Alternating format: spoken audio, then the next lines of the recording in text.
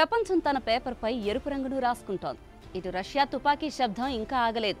Ukraine నేల ఇంకా కాలిపోతూనే ఉంది. ప్రతి ఉదయం ఒక దుమారం, ప్రతి రాత్రి ఒక శవం. 3 ఏళ్లు దాటిపోయాయి, కానీ యుద్ధం ఇంకా సజీవం. ఓవైపు చిన్నారుల కన్నీరు, మరోవైపు తల్లుల ప్రార్థనలు ఇంకా ఆకాశంలోనే తేలుతున్నాయి. ఈ మంటల మధ్య ఒక పేరు మళ్లీ వినిపిస్తోంది. అదే డొనాల్డ్ ట్రంప్. గాజాలో కాల్పుల ఆపానని చెప్పుకున్న మనిషి, ఇజ్రాయెల్ హమాస్ మధ్య శాంతి తెచ్చానని గర్వపడుతున్న నేత. రష్యా యుక్రెయిన్ యుద్ధాన్ని మాత్రం ఎందుకు ఆపలేకపోయారు? ట్రంప్ నిజంగానే శాంతిని తెచ్చే నాయకుడా, లేదా యుద్ధాన్ని కొనసాగేలా చేసే నటుడా? ట్రంప్ మాటల్లో ఎప్పుడు ఒక మాంత్రిక శబ్దం ఉంటుంది. ఆయన చెప్పిన ప్రతి మాట గొప్పతనంతో నిండినట్టు వినిపిస్తుంది. గాజాలో కాల్పుల ఆపానని ఆయన చెప్పినప్పుడు ప్రపంచం కొంతసేపు ఆగి చూసింది.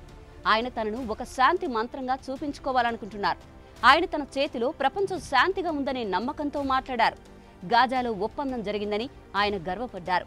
కానీ ఆ ఒప్పందం వెనుక ఎంత రక్తం పారిందో ఎవరూ లెక్కించలేదు.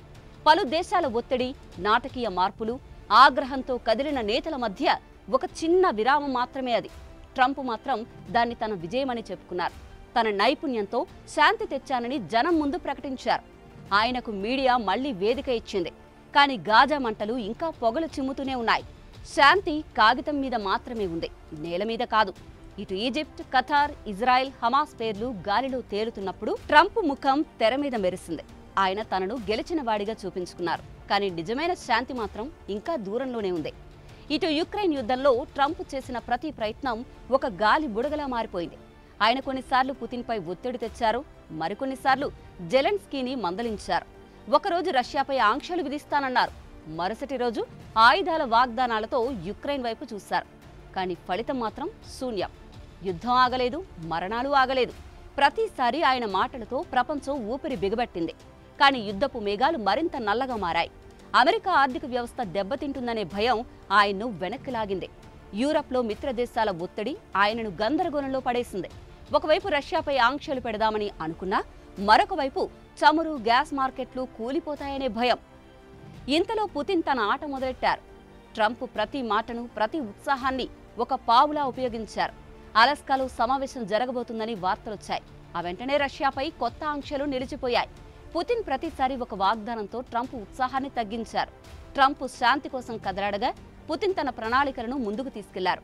యుద్ధం ఆగాలని ప్రపంచం కోరుకున్నా ఆగలేదు. ఇటు జెలెన్స్కీ మాత్రం మౌనంగా గమనించారు. ఆయనకు ట్రంప్ పట్ల నమ్మకం తగ్గింది. ప్రతిసారి అమెరికా వాగ్దానం చేసిన ఆయుధాలు ఆలస్యమయ్యాయి. యుద్ధ భూమిలో ఎదురు చూస్తున్న సైనికులకు ఒక గన్ కోసం నెలల సమయం పట్టింది.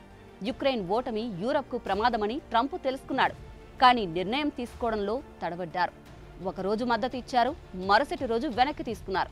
ఈ రాజకీయ ఆట యుద్ధాన్ని మరింత పొడిగించింది. అందుకే యుద్ధం ఇంకా సాగుతోంది. 3 ఏళ్లకు పైగా యుద్ధంలో లక్షలాది మంది ప్రాణాలు కోల్పోయారు.